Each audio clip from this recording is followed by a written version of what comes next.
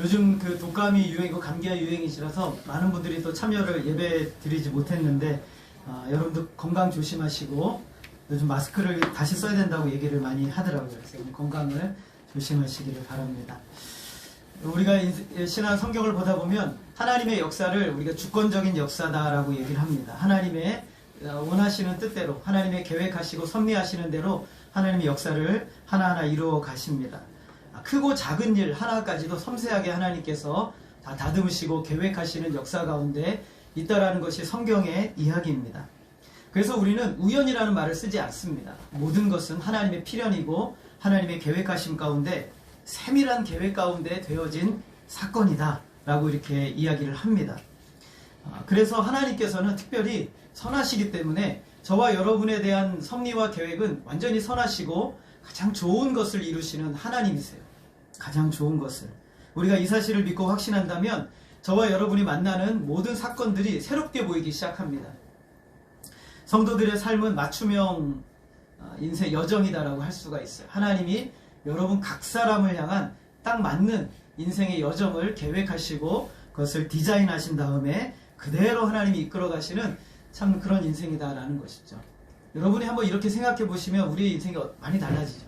하나님이 나의 인생을 맞춤형으로 이렇게 만들고 이끌고 계시다고 생각을 하면 소중하지 않은 시간들이 없고 그 다음에 모든 사건들이 의미가 있고 그 안에서 하나님의 뜻을 발견하려고 하게 되겠죠. 그런데 이제 우리 인생을 살아가다 보면 좋은 일만 있는 게 아니라 슬픈 일, 나쁜 일들이 너무 많죠. 우리가 어떤 직장을 선택했을 때 내가 이 직장에서 이렇게 고생할 줄 알았다면 이런 직장을 선택하지 않았겠죠. 어떤 일을 내가 진행해 나아가다가 이 일이 나에게 이렇게 고되고 힘든 거라면 선택하지 않았겠죠. 어떤 사람을 만났는데 이 사람 만나서 이렇게 힘들 줄 알았다면 이 사람을 선택하지 않았을 것이고 내가 행하는 모든 일들에 우리는 참 후회라는 단어를 참 많이 쓰는데 우리의 인생에 있어서 참 이런 일들이 우리에게 일어나요. 예상할 수 없는 일들이 우리에게 일어나는 것이죠. 잘 선택했다고 생각했는데 너무 어려운 일에 들어서는 것이죠. 그런데 우리가 하나님의 절대 주권을 믿는다면 나도 모르게 이 모든 사건들을 통해서 영적인 훈련의 사건에 들어오게 하신 거예요. 하나님께서 영적으로 나를 훈련시키시고 연단시키시기 위함이죠. 우리는 다윗을 잘 알고 있습니다. 다윗은 사울에게 등용이 되어서 초고속으로 승진을 했어요. 얼마나 속으로 승진했냐면 얼마 몇 년 못 가가지고 다윗의 사위가 될 정도로, 여러분 다윗의 사위가 다윗이 아니죠. 사울의 사위가 될 정도로, 사울의 사위가 될 정도면 어느 정도로 승진한 겁니까? 급속도로 승진한 것이죠. 굉장히 놀라운 승진을 했습니다. 그리고 사람들에게 인정을 받고 이스라엘 백성들 중에 다윗을 모르는 사람이 없을 정도로 굉장히 유명해진 사람이 되었죠. 그런데 여러분, 사울이 만약에 자신이 10년이 넘는 기간 동안에 사울에게 쫓겨서 죽음의 위기를 넘겨야 될 것이라는 사실을 알았다면, 사울이 너 내 군인이 되라 라고 했다면 했겠습니까? 안 했겠죠. 몰랐으니까 하는 것이죠. 그런데 이 모든 과정과 섭리가 하나님의 주권적인 역사 안에 있다는 것이죠. 그래서 선하신 하나님께서는 다윗을 위한 맞춤형 인생의 계획을 시작하게 하신 거예요. 여러분에게도 마찬가지죠. 하나님은 저와 여러분을 사랑하시고 하나님은 우리의 모든 삶의 과정을 하나님의 은혜의 여정, 세밀하신 은혜의 여정으로 만들고 계세요. 잠깐 우리 지도를 보면 사울에게서 이 도망간 다윗이 사무엘이는 소리가 좀 크네요. 사무엘은 라마나요스에게 가게 됩니다. 그곳에 잠시 머무르게 됐죠. 잠시 머무르면서 사무엘을 통해서 하나님 말씀도 배우고 선지 생도들과 함께 귀한 믿음의 교육도 영적인 훈련들을 많이 받았을 겁니다. 근데 그걸 누가 알게 됩니까? 그림을 너무 많이 보지 마시고 그걸 누가 보게 됩니까? 사울이 보게 되죠. 사울이 알게 되죠. 그래서 군사들을 3번이나 보냈는데 예언을 하게 되고 목표를 이루지 못하게 됩니다. 그래서 사울이 직접 다윗을 잡으러 라마나요스에 가게 돼요. 그런데 그에게도 여호와의 영이 임함으로 말미암아 예언하여서 하루 종일 벗은 몸으로 밤낮 하루 종일 예언하는 거예요. 그 틈을 타서 다윗이 어디로 도망갑니까? 요나단이 있는 기브아로 도망을 가게 돼요. 기브아로 도망을 가게 돼서 거기서 이제 요나단을 만납니다. 왜 네 아버지가 나를 죽이려 하느냐? 요나단이 그럴 리가 없다 라고 얘기하면서 요나단이 아버지의 진심을 찾습니다. 그래서 요나단이 아버지에게 들어가서 왜 다윗을 죽이려 하십니까? 라고 이런저런 얘기를 하니까 사울이 하는 말이, 다윗이 살아있으면 너나 나나 나라가 영원히 있을 수 없다. 그러니까 그놈을 끌고 와라. 죽여야 된다. 라고 얘기를 합니다. 그래서 요나단이 마음에 너무 슬퍼졌어요. 화가 난 거예요. 왜 아버지 다윗을 죽이려 하십니까? 하고 두둔하니까 어떤 일을 합니까? 사울이 화가 나가지고 단창을 들고 자기 아들한테 단창을 던져버려요. 요나단이 피하고 나와서 다윗에게 알립니다. 우리 아버지가 널 죽이려 한다. 도망가야 된다. 라고 알려요. 그 얘기를 듣고 둘이 눈물을 흘리며 이제 헤어집니다. 그리고 어디로 가냐면, 아시죠? 네, 한 번 더 눌러보세요. 노비라는 곳으로 가게 됩니다. 노브는 제사장 마을입니다. 제사장들이 모여 사는 곳이죠. 사울이 머물고 있는 기브아에서 한 3km 정도, 많이 떨어져 있지 않습니다. 기본 가까운 곳에 있는데, 과거의 블레셋과의 전쟁에서 이 실로가, 이 제사장들이 모여 산 실로가 파괴가 돼요. 언약궤를 빼앗기고. 그래서 그들이 이주를 했는데 어디냐면 노비라는 곳으로 이주를 하게 됩니다. 그래서 이곳은 제사장 마을이에요. 제사장들이 모여 살아요. 라마 나요스를 통해서 사무엘을 통해서 위로와 힘을 얻었던 다윗이 이제는 어디로 갔냐면 영적인 사람들을 찾아가는 거죠. 제사장에게로 이제 가는 거예요. 제사장으로 갔는데 거기에 누가 있냐면 아히멜렉이라는 대제사장이 있는데, 이 사람은 사울의 증손자예요. 사울이 아니죠. 그 엘리의 증손자예요. 엘리의 증손자. 그래서 이 사람의 도움을 받고자 이렇게 갑니다. 엘리가 너무 깜짝 놀라죠. 아니, 아무 정갈도 없이 이렇게 위대한 장수가, 놀라운 장수가 이렇게 자기를 찾아왔다니 놀랍니다. 무슨 일이냐고. 그래서 아무 일도 아니니 걱정하지 말라고 하면서 먹을 것과 무기를 좀 달라고 그래요. 그랬더니 제사장이 먹었던 그 성소에 있던 떡상에 있던 그 떡을 갖다가 이제 다 물린 거를 다윗에게 주고, 그리고 다윗이 골리앗을 죽였거든요. 근데 그 무기를 갖다가 여기에 지금 보관하고 있어요. 그래서 이 아히멜렉이 그 무기를 다윗에게 줍니다. 근데 거기에 누가 있었냐면 에돔 사람 도액이라는 사람이 있었어요. 이 사람은요 굉장히 교활한 사람이에요. 다윗도 잘 알아요. 근데 이 사람은 어떤 사람이냐면 사울의 목자장이에요. 목자장의 자리는 굉장히 높은 위치예요. 목자들을 다스리는 지도자거든요. 높은 위치에 있습니다.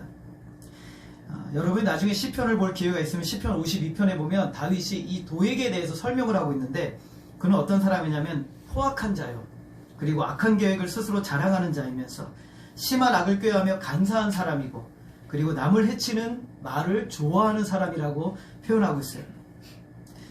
아히멜렉과 다윗이 만나는데 그 옆에 도액이라는 사람이 있었던 거거든요.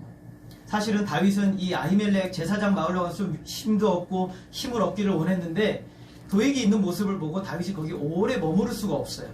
그래서 다윗이 오래 머무르지 못하고 이제는 이스라엘 경내에 있을 자리가 없다 생각해가지고 어디로 가냐면, 한 번 더 들어보시죠. 가드라는 곳으로 가게 됩니다. 가드가 어디냐면 블레셋은 5개의 족속으로 구성이 되어 있는데 그 중에 한 부족이 가드라는 곳이에요. 아까 제가 말했던 골리앗의 고향이 가드입니다. 그래서 가드로 가게 되는데, 이 가드로 간 이유는 무엇이냐면 다윗이 너무 두려웠어요. 사울이 자기를 잡으려고 혈안이 되어 있고, 그리고 어디 하나 안전지대가 없고 어디 가나 누가 사울의 신하들이 배치가 되어 있기 때문에 위험한 거예요. 그래서 다윗이 이번에는 가드라는 곳으로 가게 됩니다. 이스라엘을 벗어나기로 생각한 것이죠. 사울을 두려워해서 가게 되죠. 가드는 여기에 보면은 가드의 왕을 아기스라고 표현하고 있고요. 여러분이 시편 34편을 보게 되면 거기에서는 아비멜렉이라고 표현하고 있어요. 아비멜렉은 블레셋 족속의 왕들의 이름을 부를 때 일반적으로 아비멜렉이라고 하는 것이고, 아기스는 그의 이름의 고유 명사예요. 그러니까 아기스에게 가게 된 것이죠. 그래서 다윗은 몰래 들어왔는데 아기스의 신하들에게 밝혀졌어요. 워낙 유명한 사람이고 워낙 대단한 사람이니까 숨어도 다 알려지는 것입니다. 그래서 아기스의 신하들이 붙잡아서 아기스에게로 데리고 갑니다.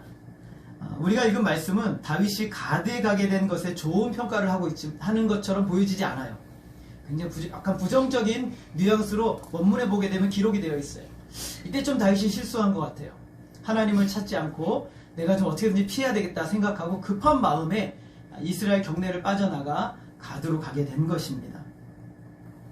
안전하게 피할 곳을 선택한 이 다윗은 가드에서 평생 잊지 못할 비굴한 사건을 경험하게 됩니다. 신하들이 다윗을 데리고 왕 앞에 세우자 다른 신하들이 다윗을 보고 이렇게 말합니다. 따라하겠습니다. 이는 그 땅의 왕 다윗이 아니니까. 여러분, 이스라엘의 지금 왕이 누굽니까? 사울이죠. 근데 블레셋 사람들은 지금 왕을 누구로 알고 있습니까? 다윗으로 알고 있어요. 다윗의 명성이 이만큼 대단한 거였어요. 이스라엘 백성들 안에서만 유명한 것이 아니라 다른 이방 족속들, 다른 나라 족속들에서도 이스라엘의 왕은 지금 누구로 알고 있어요? 다윗으로 알고 있는 거예요. 굉장히 놀라운 사실이죠. 그만큼 다윗의 영향력은 대단했던 것이에요. 그러자 다윗의 신하들이 이제는 뭐라고 말하냐면, 아니 이 사람은 그 사람이 아닙니까? 우리 골리앗을 죽이고 블레셋을 이긴 다음에 돌아왔을 때 사울은 천천히요 다윗은 만만이라고 했던 그 대단한 장수가 아닙니까? 라고 아기스에게 이야기를 합니다. 어떻게 된 거예요? 밝혀진 거예요. 그 사람의 정체가 탄로가 난 거예요. 다윗의 정체가 완전히 탄로가 난 것이죠. 이때 다윗은 엄청난 두려움에 빠집니다. 살고 싶은 것이죠. 여기서 진짜 죽으면 이스라엘 경내 안에서도 아니고 자기의 적이었던 이방 나라 안에서 죽을 수밖에 없는 그런 상황에 처한 겁니다. 당장에 죽을 수밖에 없는 상황에 그 순간에 다윗이 결정했던 방법은 딱 하나였어요. 미친 척을 하는 겁니다. 여러분 뭐 한다고요? 미친 척을 하는 거예요. 여러분 읽으셨던 말씀해 보게 되면 다윗이 미친 척을 하고 대문짝을 그적거리고 침을 수염에 막 흘립니다. 여러분 이런 사람 어떤 사람이에요? 미친 사람이죠. 다윗이 연기력이 굉장해요. 제가 보니까 여러분 시편 150편 중에 70편 이상을 누가 썼어요? 다윗이 썼죠. 굉장히 예술적으로도 탁월한 사람이고, 그리고 아마 연기도 굉장히 잘했던 사람인 것 같아요. 나중에 자기의 신하를 죽이는 일에 있어서도 굉장히 탁월하고 온갖 연기도 참 잘하는 그런 사람이 아니었나, 뭐 그런 생각이 듭니다. 이런 모습을 본 아기스 왕이 이렇게 말합니다. 야, 너희 보지 않느냐? 우리나라에 이런 미치광이가 부족하여서 이런 사람을 데리고 왔느냐? 하면서 다윗을 쫓아냅니다. 다윗의 인생에서 가장 비참한 일이죠.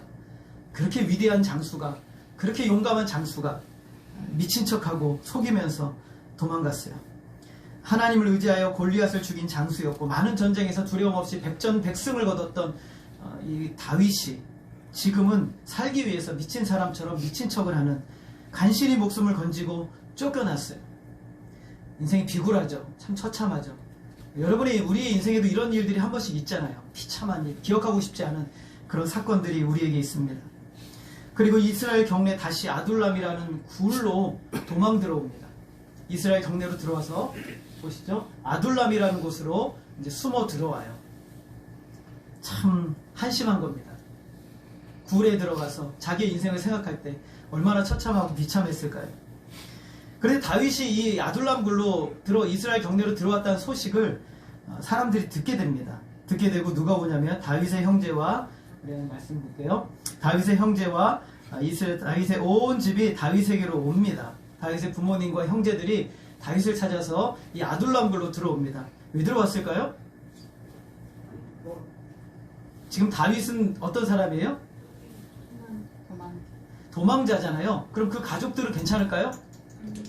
예, 굉장히 위험합니다. 그래서 가족들도 살기 위해서 누구에게로 왔냐면 다윗에게로 왔어요. 그래서 부모님과 그리고 형제들이 다 다윗에게로 왔어요. 형제들은 원래 사울의 군인이었어요. 사울의 군사였단 말이죠. 근데 이 사람들도 사울의 군사 자리에서 잘렸는지 어쨌는지 알 수 없어요. 그래서 이들이 다 다윗에게로 몰려들어 왔어요. 그런데 그들만이 아니에요. 우리 22장 2절을 같이 한번 읽어보겠습니다. 시작. 환난당한 모든 자와 빚진 모든 자와 마음이 원통한 자가 다 그에게로 모였고 그는 그들의 우두머리가 되었는데 그와 함께 한 자가 400명 가량이었더라. 아니 사람들이 좀 모이면 괜찮은 사람들이 모였는데 우리 이하인 주사님처럼 의사들도 좀 모이고 그 다음에 법률가들도 좀 모이고 저기 정치하는 사람들 좀 모이고 정치하는 사람들 좀 안 좋아요. 그냥 아무튼 괜찮은 사람들 좀 모이면 좋잖아요. 근데 여기 어떤 사람들이 모였습니까? 환난당한 자, 빚진 자, 마음이 원통한 자. 빚진 사람들은 참 받아주기가 쉽지 않은데 빚진 사람들도 다 모였어요. 원통한 자가 다 모였어요. 세상에서 인정받지 못하는 슬픔과 고통의 인생을 살고 있는 사람들이 다윗과 함께 살고자 왔어요. 이스라엘 안에서 사울의 정치 안에서 힘을 얻지 못하고 고통을 당하는 영혼들이 다윗에게로 다 몰려들어 왔단 말이죠. 그렇게 모인 사람이 몇 명이에요? 400명이 모였습니다. 400명이. 다윗은 그들의 지도자가 되었어요. 기가 막힌 일이죠. 지도자가 되면 좀 부하들이 좋은 사람이어야 되는데 부하들이 다 문제가 많은 사람이에요. 여러분 이렇게 아픈 사람들은 입이 좀 어때요? 입이 좀 조금 그렇죠. 이렇게 아픈 사람들은 좀 그들의 태도가 어때요? 거칠죠. 이런 사람들을 만나게 된 거예요. 그러나 마음의 원통은 많죠. 원한이 많으니까 말 한마디 잘못하면 상처받죠. 이런 사람들이 다 여기에 이렇게 모이게 된 것입니다. 자신의 처지, 자기도 도망자의 인생인데 괜찮은 사람, 정말 사람들이 모인 게 아니라 자신의 처지와 비슷한 사람 400명과 함께 하게 된 것입니다. 이것이 다윗의 첫 백성들이었어요.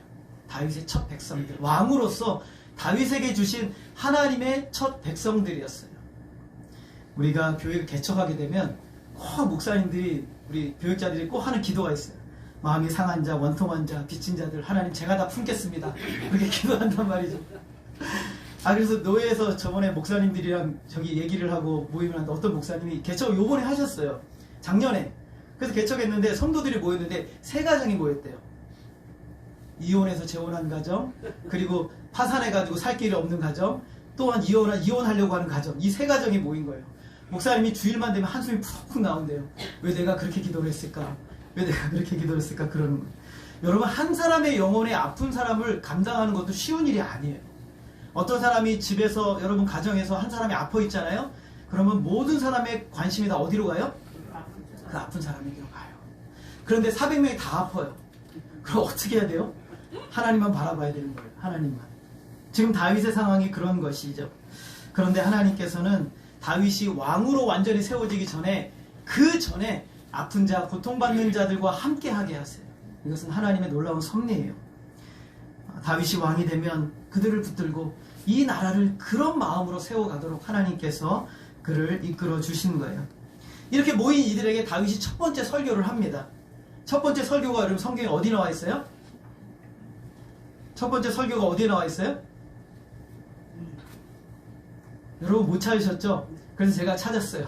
어디에 나오냐면 시편 34편이에요. 시편 34편의 제목을 보게 되면 이렇게 되어 있어요. 우리 같이 한번 읽어볼까요? 시작. 다윗이 아비멜렉 앞에서 미친 채 하다가 쫓겨나서 지은 시. 시의 제목이 너무 적나라하죠? 이거는 그는 살기 위해서 아기스에게 쇼를 한 거죠. 그래서 미친 척을 해서 간신히 살아나요. 그 모습을 본 아기스 왕은 미친놈 필요 없다, 쫓아내라 해가지고 쫓겨나게 됩니다. 비굴하고 비참한 상황이었죠. 우리는 이런 상황 별로 기억하고 싶지 않아요. 다윗은 패배자였고 실패자였어요. 한순간에 나락으로 모든 것이 다 떨어진 상황입니다. 스스로 살기 위해 미친 척을 했다는 것이 스스로 용납이 안 돼요. 자기가, 여러분 굉장히 대단하고 자존심이 강한 사람은요, 자기가 뭘 잘못하면 스스로 용납을 못해요. 여러분, 사람들이 왜 자살을 하냐면요, 내가 죄송합니다, 조금 부족하신 분들, 좀 힘들게 그냥 자기는 아무것도 아니에요 라고 생각하시는 분들은 자살 안 해요. 진짜 자살하시는 분은 자존감이 요만큼 올라와 있는 사람인데 이게 떨어지는 순간, 돈이 없고 상황이 어려워지고 하니까 자살하는 거예요. 나 같으면 그 정도 돈 있으면 살 것 같은데, 나 같으면 그 정도 영향력이면 살 것 같은데, 근데 그 사람들은 살 수가 없는 거죠. 다윗에게도 이 자존심이 너무너무 떨어진 상황이죠. 왜 내가 그런 행동을 했을까? 왜 저처럼 초라하고 했을까? 왜 내가 감정을 추스르지 못했을까? 왜 내가 저 사람이랑 싸웠을까? 왜 저 사람한테 왜 저런 나쁜 말을 했을까? 이게 내 마음속에 굉장히 괴롭게 다가오는 것이죠. 근데 보통 사람은 감추어야 되는데 다윗은 그것을 드러내요. 그리고 시를 지었는데 시가 아니라 설교예요. 권면이고. 그리고 본문은 자기의 비참했던 상황이에요. 이것이 바로 설교의 본문이 됐던 것이죠. 저와 여러분의 인생의 경험들은 한편의 설교가 되고 권면이 되는 거예요. 우리의 인생에 살아왔던 모든 과정들이 하나님이 나를 통해서 어떤 일을 하셨는가, 하나님이 여기 어떤 일을 하셨는가가 여러분 자신이 간증이 되고 제목이 되고 설교가 되고 권면이 되는 거예요. 이 설교는 사람들을 위로할 뿐만 아니라 하나님을 가장 선명하고 분명하게 드러내 보여줘요. 다윗은 이 시편에서 하나님을 찬양하면서 시작합니다. 1절을 보게 되면 우리 같이 한번 읽어볼까요? 시작. 내가 여호와를 항상 손축하며 내 입술로 항상 주를 찬양하리이다. 다윗이 어떤 상황이 있다고 그랬어요? 쫓겨났어요. 도망자의 입장이잖아요. 근데 다윗은 지금 누구를 찬송합니까? 하나님을 찬송하는데 항상 하나님을 찬송합니다. 내 입술로 항상 주를 찬양하고 있어요. 다윗은 이것을 가식이 아니에요. 그는 진짜 늘 하나님을 찬송하고 있어요. 2절에서는 이렇게 말해요. 내 영혼이 여호와를 자랑하리니 곤고한 자들이 이를 듣고 기뻐하리로다. 자기가 비참하고 비굴한 상황에 있었는데 여호와 이름을 자랑하니까 절망과 좌절 가운데 있었던 사람들이 기쁨을 얻게 되었다라고 얘기를 하고 있어요. 아찔하고 비참한 사건들을 볼 때 다윗은 하나님을 찬양하지 않을 수가 없었어요. 어떻게 가능하죠? 아찔하고 비참한 상황이 있는데 어떻게 하나님을 찬양해요? 400명의 공고한 자들을 향해서 나는 이렇게 비참하고 아찔한 상황을 만났는데 하나님을 찬양한다고 얘기를 하고 있어요. 왜요? 자신은 비천하고 비참하였지만 누구는 강하셨어요? 하나님은 강하셨어요. 자기는 무너졌고 완전히 초라하고 미친 사람처럼 되었지만 우리 하나님은 그 어느 때보다도 강하게 그 안에서 일하고 계셨던 거예요. 다윗의 인생의 가장 약한 순간이었지만 그 순간 하나님은 어느 때보다도 더 강하게 역사하셨던 거예요. 여러분 고린도후서 12장 10절에 보면 바울이 이렇게 말합니다. 우리 같이 한번 읽어볼까요? 시작. 그러므로 내가 그리스도를 위하여 약한 것들과 능욕과 궁핍과 박해와 곤고를 기뻐하노니 이는 내가 약한 그때의 강함이라. 바울이 뭐라고 말해요? 내가 약한 것들이 있는데 그 능욕이 있는데 궁핍도 받고 있고 박해와 곤고를 기뻐할 수밖에 없는 이유는 이렇게 내가 약해지면 약해질수록 우리 주님은 더 강하시다라는 거예요. 다윗에게 바울에게 가시가 있었는데 육체에 가시가 있었는데 3번 하나님 이 가시를 없애주세요라고 기도를 했어요. 근데 주님의 응답은 노였어요. 아니다. 넌 그대로 살아야 된다라고 얘기해요. 여러분 몸이 아픈데 하나님 앞에 기도를 합니다. 하나님 제 몸을 좀 강건하게 해주세요. 아니다. 아픈 대로 살아라. 이렇게 하나님 말씀하신 거예요. 근데 바울이 참 얼마나 훌륭하냐면 그 순간 하나님의 은혜를 깊이 체험을 해요. 그래서 하나님을 더욱 의지하게 된 거예요. 약하니까, 더 부족하니까 하나님을 더욱 의지하게 되는 것이죠. 그래서 그는 강한 자가 된 거예요. 약하였지만 강하게 된 것이죠. 다윗도 가장 비참하고 초라한 그 순간에 자신의 명예와 자랑이 깨어지는 그 순간이 하나님이 가장 강하게 일하시는 순간임을 경험한 거예요. 그 아기스 왕이 쫓겨나는 그 순간에 지금까지 살아왔던 모든 순간보다 더 강하게 충만하게 하나님이 자기에게 일하시는 것을 그가 경험을 한 것이죠. 그리고 3절에서 이렇게 말합니다. 우리 같이 읽겠습니다. 시작. 나와 함께 여호와를 광대하시다 하며 함께 그의 이름을 높이세. 절망 가운데 있으십니까? 좌절 가운데 있으십니까? 무기력한 400명의 환난당하고 빚지고 원통한 자들이여 나와 함께 하나님의 이름을 높입시다 라고 얘기를 하는 거예요. 절망이 있으십니까? 우리에게 하나님이 계시고 우리의 선하신 하나님이 우리의 모든 역사를 주관하고 계시고 붙들고 계시니 우리 하나님을 높입시다, 찬양합시다 라고 말하는 거예요. 아둘람굴의 비참한 인생들은 사울의 지배를 받는 대단한 사람들에 비교해서 초라하죠. 아무것도 아니죠. 그들은 쫓기는 인생이고 죽음이 경각간에 달려있는 사람들입니다. 그러나 하나님은 지금 그들에게 가장 강하게 일하고 계시는 거예요. 다윗은 죽을 위기에서 하나님께 기도했습니다. 4절에 보면 내가 여호와께 간구하매 6절에서도 이 곤고한 자가 부르짖음에 다윗은 자기를 공고하다라고 표현합니다. 히브리어 원문에 보게 되면 공고하다는 표현보다 더 정확한 거는 불쌍하다는 거예요. 다윗은 스스로를 어떻게 여겼습니까? 불쌍한 거예요. 여러분 스스로 불쌍하다고 여길 때가 있으시죠? 참 나는 불쌍해. 참 돈도 없고 그리고 참 미래도 보이지 않고 또 사람도 잘 못 만나고 결정하는 것마다 잘 되지도 않고 참 나는 불쌍해. 지금 다윗이 지금 되는 일이 하나도 없거든요. 불쌍한 거예요. 그래서 이 불쌍한 자가 어떻게 했습니까? 하나님께 부르짖었어요. 하나님께 기도했단 말이죠. 순간에 모든 것을 잃고 사울왕에 쫓기는 도망자이며 간신히 피하여 왔지만 자기를 알아봄으로 생명의 위협을 느끼고 살기 위해 미친 척을 해야만 하는, 그래서 이 지경까지 낮아지고 떨어졌습니다. 그는 하나님의 은혜와 긍휼이 너무 필요한 사람이었죠. 그때 다윗은 하나님께 부르짖습니다. 부르짖는다는 것은 간절히 호소한다는 거예요. 도움을 요청하는 겁니다. 다윗이 인생에서 제일 잘하는 게 뭔지 아세요? 기도하는 거예요. 하나님 앞에 기도하는 거죠. 비참한 상황에서도 그는 계속 기도했어요. 하나님, 나는 미친 척을 하면서도 다윗은 하나님께 기도합니다. 하나님, 이 위기를 극복하게 해주세요. 이 위기를 이기게 해주세요. 하나님께 기도합니다. 연기하면서 그리고 기도하고 있는 다윗의 모습을 볼 수가 있어요. 하나님을 의지하면서요. 여러분 왜 성도들이 기도해야 됩니까? 따라하겠습니다. 하나님께서 우리의 기도를 들으시기 때문에. 하나님 여러분의 기도를 들으십니까? 예, 우리의 기도 하나님 들으시죠. 우리가 기도할 때 하나님 우리의 기도를 들으신단 말이죠. 성도들이 아무도 없는, 기독교는 찾아볼 수도 없는 나라에 여러분이 가게 됐을 때, 근데 큰 위험을 당했잖아요. 도움을 받을 수 있는 상황이 아무것도 없어요. 그때 뭐 해야 됩니까? 기도해야 되겠죠. 왜요? 하나님은 거기 계시거든요. 하나님 우리의 기도를 들으시거든요. 모든 역사를 주관하시면서 상황을 바꾸실 수 있는, 환경의 역사를, 모든 것을 주권적으로 이루시는 하나님은 바로 거기에 계시거든요. 그래서 우리는 기도하는 거죠. 완전한 절망, 사방으로 우겨쌈을 당하고 완전한 절망 가운데 있을 때 우리는 기도해야 됩니다. 전능하신 하나님이 우리의 기도를 들으시기 때문에 그래요. 하나님 지금도 우리의 기도를 들으시는 줄 믿으시기 바랍니다. 다윗이 간절히 하나님께 부르짖자 하나님께서 다윗의 기도를 들으셨습니다. 우리 4절 같이 한번 읽겠습니다. 시작. 내가 여호와께 간구하매 내게 응답하시고 두려움에서 나를 건지셨도다. 사람은 손을 딱 듭니다. 다윗에게 왕이라고 불러서 뭐라 하냐면, 목사님이라고 합시다. 목사님! 그렇게 비참하게 쫓겨났는데 하나님이 응답하셨다고요? 하나님 정말 맞습니까? 라고 다윗에게 누군가 질문했을 것 같아요. 그때 다윗은 말합니다.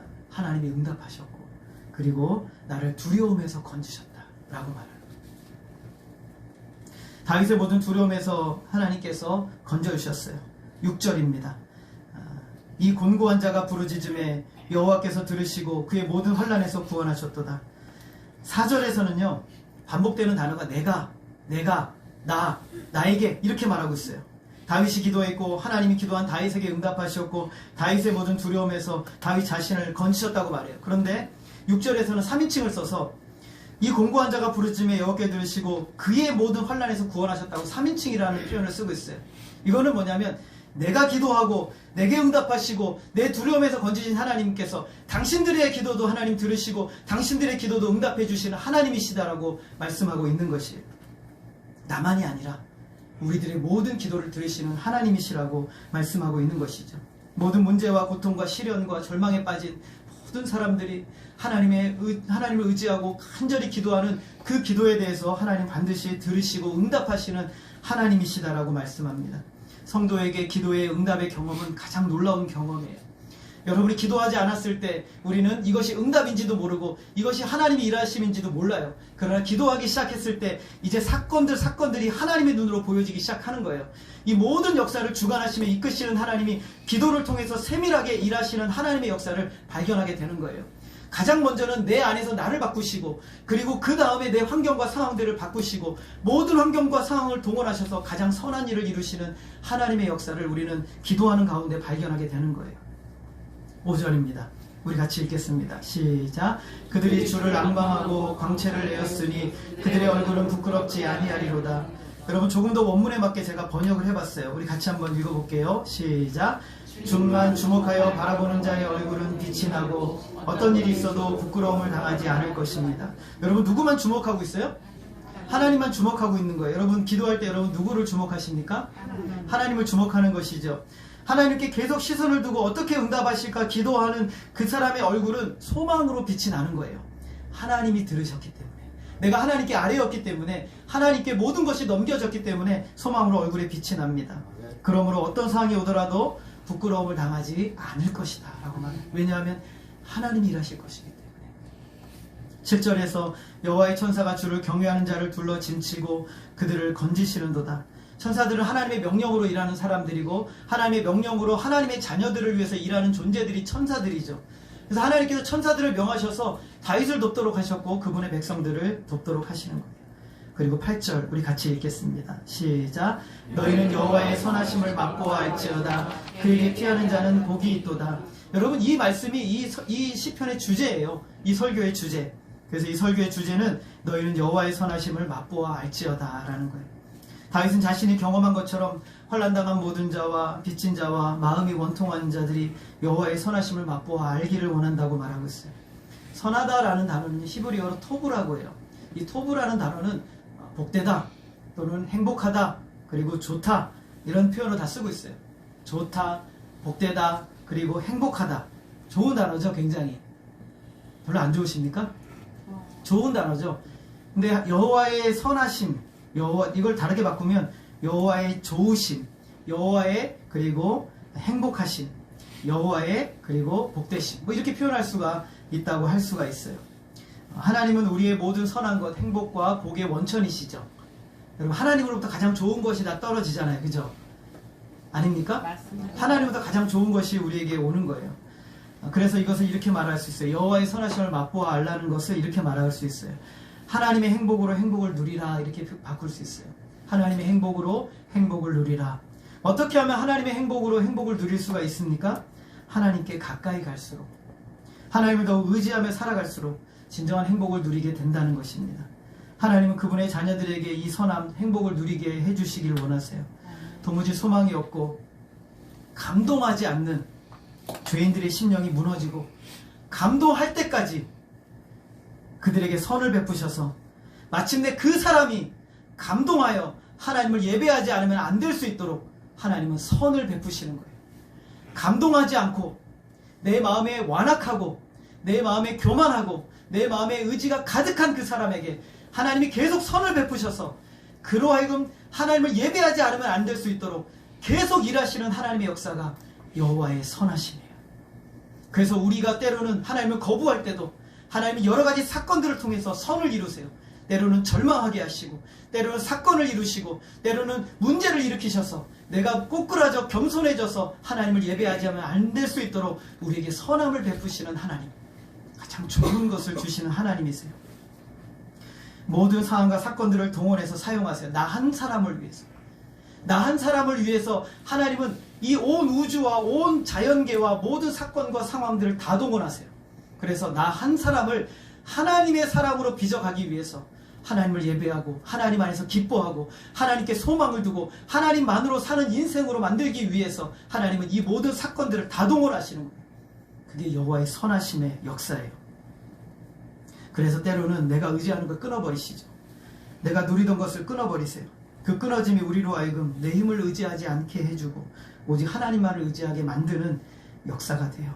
그래서 행복이 이 세상에 있는 것이 아니라 하나님에게 있다는 것을 발견할 때까지 하나님은 계속 하나님의 선하심을 우리에게 베푸시는 거예요.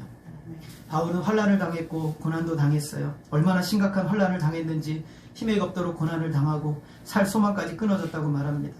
다윗과 같이 마치 사형 선고를 받은 것처럼 되었어요. 사도 바울은 왜 자기가 이런 어려움을 당했는지를 깨닫게 됐어요. 우리 고린도후서 1장 9절 같이 한번 읽어보겠습니다. 시작. 이는 우리로 자기를 의지하지 말고 오직 죽은 자를 다시 살리시는 하나님만 의지하게 하심이라. 여러분, 뭐 하게 하려고 이렇게 힘들게 하셨어요? 하나님만 의지하게 하시려고. 좀 간단하게 얘기하시지. 얘기하면 알아들을 텐데. 여러분, 알아들을까요? 못 알아듣죠. 못 알아들으니까 사형 선고를 받은 지경까지 하나님께서 그를 내모셨어요. 고난에는 이유가 있죠. 근데 가장 큰 이유는 하나님만 더 의지하도록 하시는 거예요. 우리의 인생. 그래서 하나님이 그 복으로, 하나님의 행복으로, 하나님의 복됨으로 우리의 인생을 다 장식하고 채워지도록 하시기 위해서 그 고난과 환난의 길로 우리를 몰아넣는 거예요. 선하신 하나님은 우리로 하나님만 의지하기를 원하세요. 누리는 행복을 경험하도록 하시기 위해서 여러분 이렇게 비참한 지경에도 두신 것이고 사형 선고를 받는 것 같은 고난의 환경에도 두시는 거예요. 그 깊은 절망의 순간에 다윗은 이렇게 고백합니다. 따라하겠습니다. 여호와께 피하는 자는 복이 있도다. 여러분, 어떤 사람이 복이 있어요? 여호와께 피하는 자가 복이 있다고 말합니다. 여러분, 다윗의 그 10년의 망명 생활을 제가 말씀드렸죠. 이 표현에서 여러분 성경을 자세히 보면 도망하다고 피하다가 두 가지다가 이렇게 겹쳤을 때가 굉장히 많아요. 다윗은 단지 도망자가 아니에요. 가는 곳마다 다윗은 누구에게로 피했냐면 하나님께로 피하는 거예요. 사울은 다윗을 쫓지만 다윗은 도망자의 인생이 아니에요. 계속 하나님께 피하는 인생이 되는 거예요. 아까 여러분 지도 보셨지만 지도에 지명이 많았죠? 그 지명이 다 다윗이 훑고 다녔던 지명을 나중에 보여드릴 거예요. 그 지명을 10년 동안 돌아다니는 거예요. 다윗이. 얼마나 기가 막혀요. 강원도밖에 안 되는 땅덩어리 안에서 사울을 피하겠다고 어떻게 피했는지 참 기가 막히죠. 다윗은 누구에게 피했어요? 하나님께 피하는 인생이었던 거죠. 하나님께 피하는 사람은, 하나님을 경외하는 사람은 모든 좋은 곳에 부족함이 없다고 다윗이 찬양하고 있어요. 10절에 보면 우리 한번 읽어볼까요? 시작. 젊은 사자는 궁핍하여 줄일지라도 여호와를 찾는 자는 모든 좋은 것에 부족함이 없으리로다. 여기서 좋은 것은 히브리어로 토브거든요. 선하신 하나님께 쓰였던 단어와 똑같은 하나님의 선하신 하나님의 그 좋은 것이 누려지는 인생은 뭐냐면 여호와를 찾고 여호와를 경외하는 자, 하나님께 나아가는 자는 이 하나님의 선하심을 누리게 된다라고 말씀하여, 그래서 부족함이 없을 것이다. 하나님 마음이 상한 자와 가까이 하시고 충심으로 통회하는 자를 구원하십니다. 하나님의 자녀들의 인생에 고난이 많죠. 여러분, 고난이 없다면 우리 좀 이상한 거예요. 성도들은 고난이 있을 수밖에 없어요. 왜냐하면 하나님을 믿기 때문에. 세상은 하나님을 안 믿잖아요. 안 믿는 세상 가운데 우리는 살아가야 되기 때문에 우리에게 고난이 많아요. 그러나 우리는 그 안 믿는 세상에서 하나님의 나라를 살기 때문에 고난이 있을 수밖에 없는 거예요. 그런데 그들을 구원하시는 분은 하나님이세요.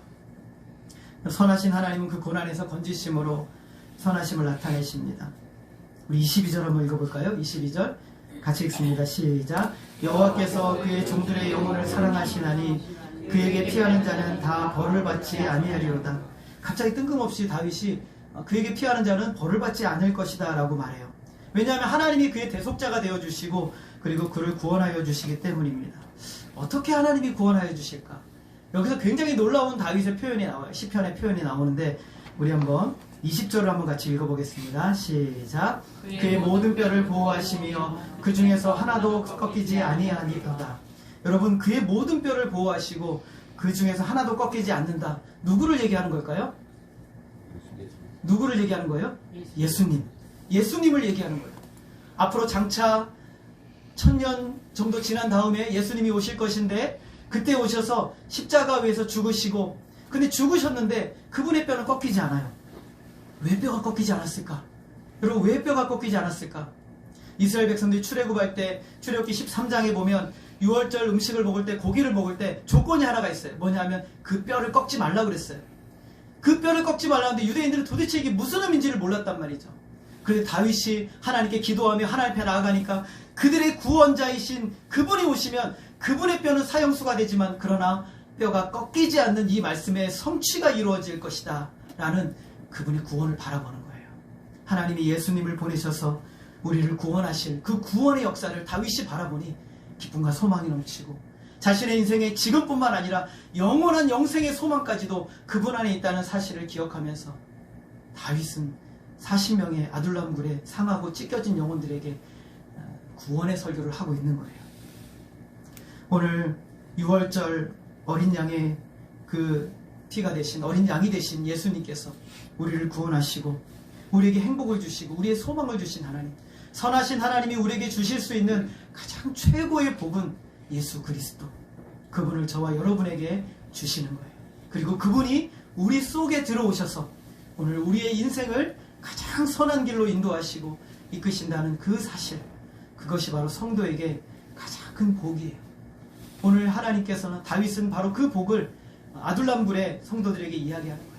여러분들이 비록 비천하고 초라하고 그리고 절망스럽고 빚졌고 아프지만, 그러나 여러분들의 하나님이 여러분의 구속자가 되셔서 여러분을 지키시고 보호하심으로 여러분들은 가장 강한 자이고 가장 복된 자임을 다윗이 설교하고 있어요. 1820년에 뉴욕의 작은 마을에 어느 가난한 집에서 태어나 생후 6주가 되었을 때 의사의 실수로 실명하고 평생 95세가 될 때까지 살아있던 한 여인이 있습니다. 그런데 이 여인은 평생 1만 편의 시를 지었어요. 이 사람의 이름은 페니 크로스비라는 여사예요. 85세가 되었을 때 한 기자랑 이렇게 대화를 좀 하게 됐는데, 페니 크로스비 여사에게 이런 질문을 합니다. 당신을 눈멀게 한 그 의사가 원망스럽지 않습니까? 당신은 앞을 못 본다는 것에서 한 번도 원망스럽거나 참 그러지 않았습니까? 라고 물어봐요. 그때 페니 크로스비 여사가 이렇게 말합니다. 나는 지금까지 살아오면서, 여러분 잘 들으세요, 한순간도 누구에 대해 원한이나 분노를 품은 일이 없습니다. 왜냐하면 나는 선하신 하나님과 그분의 무한하신 자비를 항상 믿어왔기 때문입니다. 선하신 하나님은 나를 성별시키셨고 하나님의 일을 하게 하셨습니다. 나에게 베푸신 그 많은 축복을 기억할 때 내가 어떻게 감히 불평을 할 수 있습니까? 여러분 마음에 불평이 나오고 여러분 마음에 분노가 일어날 때 꼭 생각하십시오. 하나님이 여러분에게 베푸신 은혜는 그 어떤 것과도 바꿀 수 없는 거예요. 그는 맹인이었지만 어느 누구보다 자유로운 영혼으로 섬기고 사랑할 수 있었어요. 그 기자가 페니 크로스비에게 다시 묻습니다. 눈을 떠서 이 세상을 보고 싶지 않으십니까? 여러분 어떠시겠어요? 앞을 못 보면 보고 싶으시겠죠? 그때 페니 크로스비 여사가 이렇게 말합니다. 단호하게, 아니요. 세상에 더럽혀지지 않은 깨끗한 눈으로 가장 먼저 사랑하는 주님을 보고 싶습니다. 우리의 눈은 너무 세상에 쪄들어서 세상의 것들만 보는 눈으로 되어 있는데 페니 크로스비 여사는 아니요.